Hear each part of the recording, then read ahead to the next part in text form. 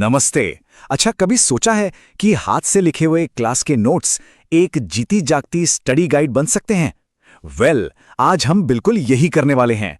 हम पोषण यानी न्यूट्रिशन के पूरे टॉपिक को सीधे एक स्टूडेंट के नोट्स से ही समझेंगे। तो चलिए शुरू करते हैं। देखिए, ये सवाल हम सबसे जुड़ा हुआ है ना?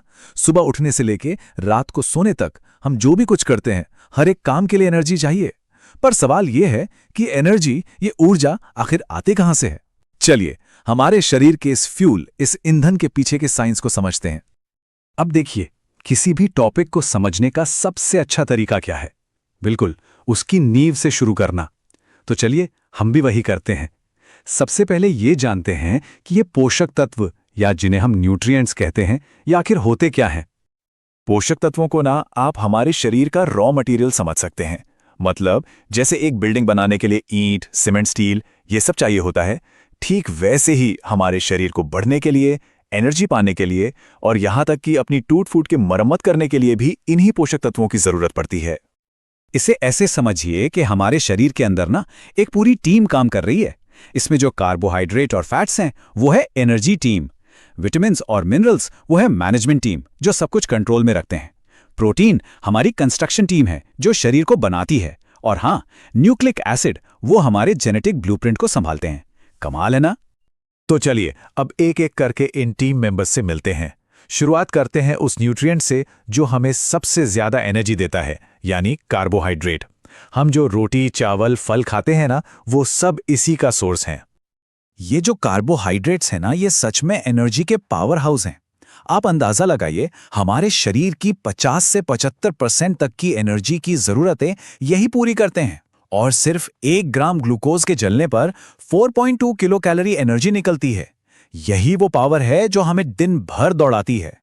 अच्छा, कार्बोहाइड्रेट की बनावट को समझने के लिए ना लेगो ब्लॉक्स का एग्जाम्पल लेते हैं। मान लीजिए एक ब्लॉक है मोनोसैकेराइड, जो सबसे सिंपल फॉर्म है। अब जब 2 ब्लॉक जुड़ते हैं तो बनता है डाइसैकेराइड, जैसे कि हमारी चाय वाली चीनी। और जब ऐसे हजारों ब्लॉक एक साथ जुड़ जाते हैं तो बन जाता है पॉलीसैकेराइड, जैसे आलू में मिलने वाला स्टार्च। सिंपल है ना? और एक मजेदार बात बताऊं, कार्बोहाइड्रेट्स का काम सिर्फ एनर्जी देना ही नहीं है। आपको जानकर शायद हैरानी होगी कि ये कीड़ों का बाहरी कवच भी बनाते हैं। और उससे भी ज्यादा जरूरी बात यह है कि ये हमारे जेनेटिक कोड यानी डीएनए और आरएनए का भी एक बहुत इंपॉर्टेंट हिस्सा है। चलिए, एनर्जी की बात तो हो गई, लेकिन सवाल यह है कि हमारा शरीर बनता कैसे है। तो यहीं पे कहानी में एंट्री होती है हमारे अगले 2 हीरोज की, प्रोटीन और फैट्स। ये है हमारे शरीर के असली बिल्डिंग ब्लॉक्स। अगर हम शरीर को एक इमारत माने तो प्रोटीन वो ईंटें हैं जिनसे ये पूरी इमारत बनी है।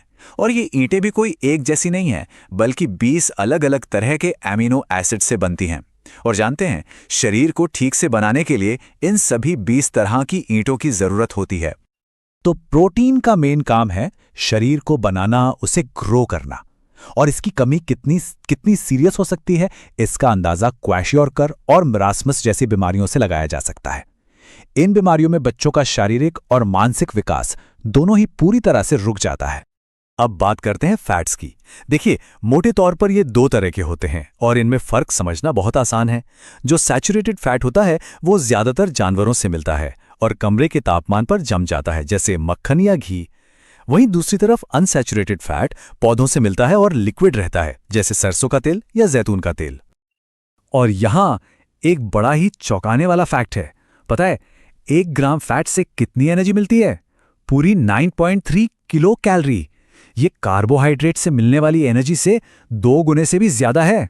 इसीलिए तो फैट्स को एनर्जी का सबसे कॉन्सेंट्रेटेड सोर्स माना जाता है। लेकिन फैट्स का काम सिर्फ एनर्जी देना नहीं है। अरे, ये तो मल्टीटास्कर हैं। ये हमारे अंदर के अंगों के लिए एक कुशन, एक शॉक एब्जॉर्बर की तरह काम करते हैं। हमें ठंड से बचाते हैं और हाँ, खाने को स्वादिष्ट भी तो यही बनाते हैं। तो ये हमारे शरीर के लिए बहुत जरूरी है। तो चलिए, एनर्जी और बिल्डिंग ब्लॉक्स के बाद अब आते हैं हमारे शरीर के छोटे छोटे लेकिन बहुत ही पावरफुल हेल्पर्स पर, विटामिन्स। इन्हें आप हमारे शरीर का रक्षक या बॉडीगार्ड भी कह सकते हैं। इनकी खोज 1911 में फंक नाम के साइंटिस्ट ने की थी। एक बात ध्यान रखने वाली है कि विटामिन्स खुद हमें एनर्जी नहीं देते, बल्कि ये उन चाबियों की तरह हैं जो शरीर की एनर्जी बनाने वाली मशीनों को स्टार्ट करती हैं। इनके बिना हमारे शरीर का इंजन वो स्टार्ट ही नहीं हो सकता। अब विटामिन्स भी दो तरह के होते हैं। पहले वो जो फैट यानी वसा में घुलते हैं, ये हैं विटामिन ए, डी, ई और के। इन्हें हमारा शरीर स्टोर करके रख सकता है। और दूसरे वो जो पानी में घुलते हैं, जैसे विटामिन बी कॉम्प्लेक्स और सी।